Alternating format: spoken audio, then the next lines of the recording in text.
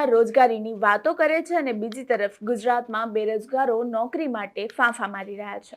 હાલ પીએસઆઈ અને લોકરક્ષક માટે કુલ 12,000 જગ્યાની ભરતી પ્રક્રિયા શરૂ થઈ ગઈ છે, જેમાં 15 લાખ જેટલી અરજીઓ કરવામાં આવી છે, જે સરકારના રોજગારીના દાવાને પોકળ સાબિત કરે છે। નમસ્કાર, હું મૈત્રી મકવાણા અને આપ જોઈ રહ્યા છો નિર્ભય ન્યૂઝ। સરકારી નોકરી મેળવવાનું સપનું સાકાર કરવા માટે શિક્ષિત યુવાઓ તનતોડ મહેનત કરતા હોય છે। ગાંધીનગરમાં કેટલાય યુવાનો પોલીસ અને પીએસઆઈની તૈયારી માટેના કોચિંગ ક્લાસમાં હજારો રૂપિયાની ફી ચૂકવતા હોય છે। ખાનગી લાઇબ્રેરીમાં વાંચવા માટે પણ 1,200 રૂપિયા ચૂકવતા હોય છે અને હોસ્ટેલ અને જમવાની ફી તો પછી અલગ જ હોય। આમ શિક્ષિત યુવાઓ સરકારી નોકરી મેળવવા માટે મહેનતની સાથે સાથે હજારો રૂપિયાના ખર્ચ પણ કરતા હોય છે।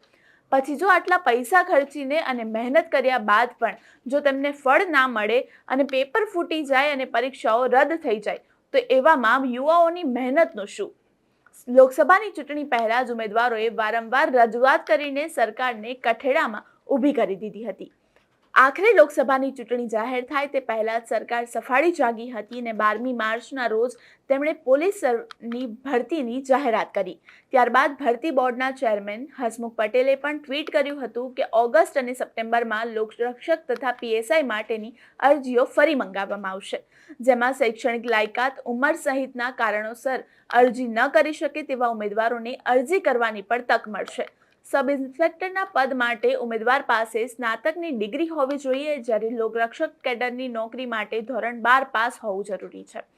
દેશના ગુજરાત મોડેલમાં શિક્ષિત બેરોજગારોની સંખ્યા વધી રહી છે। દર વર્ષે જથ્થાબંધ ભાવમાં શિક્ષિત બેરોજગાર અભ્યાસ કરીને બહાર નીકળે છે અને જે રીતે ભરતી થવી જોઈએ તેવી સમયસર ભરતી પણ કરવામાં આવતી નથી, જેથી આ લાખો બેરોજગારોની દશા કફોડી બનતી જાય છે। જો તનતોડ મહેનત કરીને અને હજારો રૂપિયા ખર્ચીને પણ પરિણામ નથી મળતું તો આખરે આ યુવાઓની ખાનગી નોકરી મેળવવા માટે મજબૂર બનવું પડે છે। હાલમાં પોલીસ રિક્રુટમેન્ટ બોર્ડને અત્યાર સુધીમાં પીએસઆઈ માટે 4.5 લાખ અને લોકરક્ષક દળ માટે 9.83 લાખ જેટલી અરજીઓ મળી છે, જેમાં 15મી સપ્ટેમ્બર બાદ આખી પ્રક્રિયા શરૂ થશે।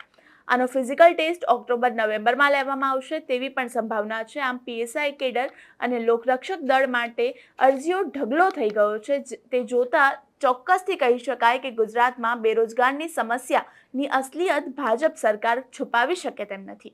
આ મામલે તમને શું લાગે છે તે અમને કોમેન્ટ કરીને ચોક્કસથી જણાવશો। આવા જ ઇન્ફોર્મેટિવ વિડીયોઝ માટે આપ જોતા રહો નિર્ભય ન્યૂઝ। અમારી ચેનલ નિર્ભય ન્યૂઝને લાઇક, શેર અને સબસ્ક્રાઇબ કરવાનું ભૂલશો નહીં। આભાર।